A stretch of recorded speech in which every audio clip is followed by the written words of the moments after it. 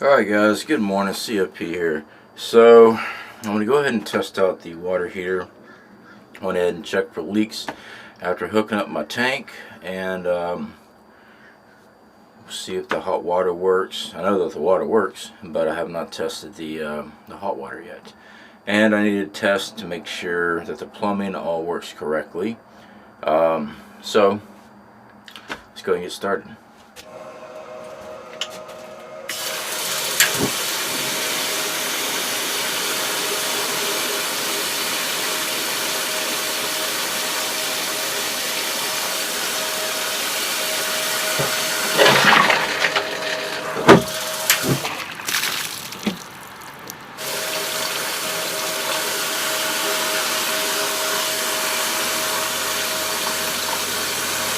Oh yeah, that's definitely getting hot.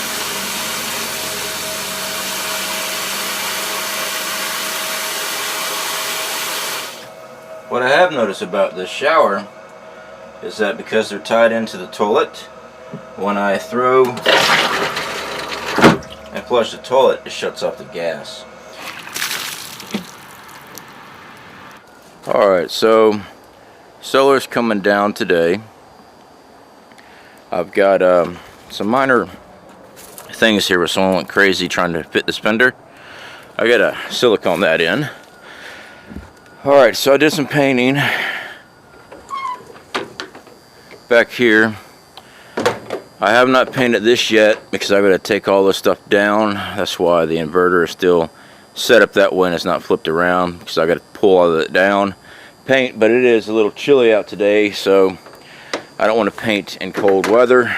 It just doesn't dry very well. Alright, let's run inside. Okay, so we've got our ice chest. It runs off DC. I did not have it running, but it is currently at, what, 45? It's not running. It hasn't run since I did my test, so that's pretty cool. But it hasn't been open either. And we got actual ice cooler. Alright, so we got our shower installed and works. We've got our sink hooked up. I am going to run a funnel hose, a little flex hose from the drain, so that we can just direct it to the shower.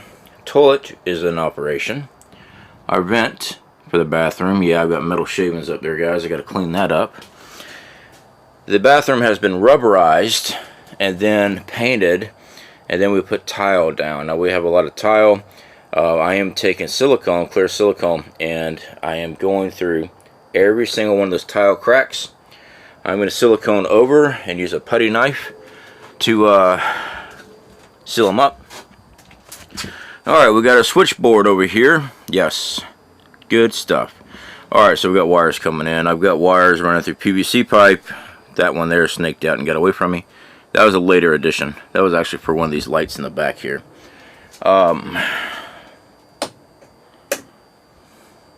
Oops, that is the fan. That is the light. I still have to label all these. Wife said they better be labeled, so that's those. Alright, so we do have our kitchen table.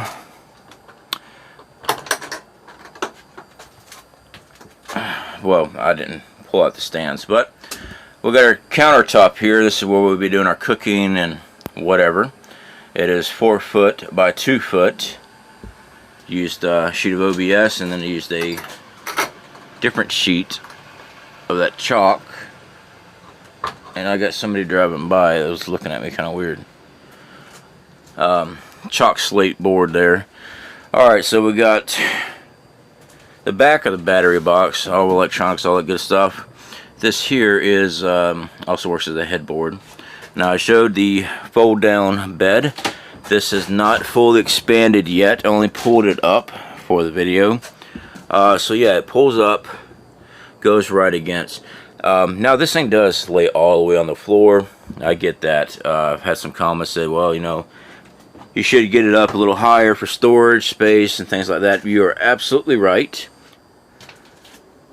So yeah, that's why we did it this way. I've got, I think it's 8 inches from the wall.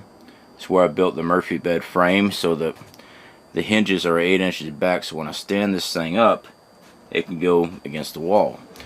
The reason being is so that we have living quarters here. Alright, this is going to be used for storage to travel with, but when we get to where we're going, we're getting a storage facility. Everything that's not essential goes in there. Everything we need to live comes back in here. This way we can flip the bed up and have room to walk around. Now if I had this thing 15, 30 inches or anything like that off the ground, this would not go up. It would hit like up here somewhere, half of the trailer, and then we'd only have a little halfway walk through. So that's why it's done that way. This is just plastic just to keep the mattress from getting dirty. Alright guys, so that I believe is it. We have completed. How's it going, bud? FedEx just delivered my tires for the trailer. Yes, sir. Perfect, man. Didn't mean to get you on YouTube there, buddy. Hey, it's all good. I definitely appreciate it, man. No problem. They didn't. Alright, man, thank you.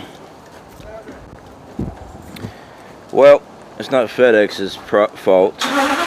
The tires that we were supposed to purchase were supposed to have the rims. So that's no good. So I have to contact Walmart and get my correct tires, because that is not what we bought. It's the right size, but it's not the right tires. So I am upset over this, guys. This is not correct.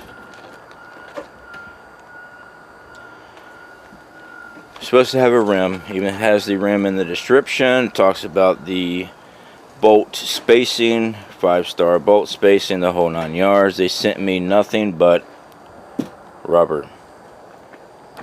That ain't gonna work. So, man, just like one freaking thing after the other. You know what? And it's never on my end. All the stuff I've been building here, the wiring, electrical, the plumbing, the whole 9 yards, works smooth. But every time I had to rely on something else, it has come up to be a complete cluster foobar. Let's put it that way. So, yeah, I'm not happy. I'm not happy at all. The wife is currently using the truck, so since I ordered through the Walmart app, I've got to find out what I need to do to return this and get this fixed fast, because we are leaving Tuesday and I am not getting on the road without a spare.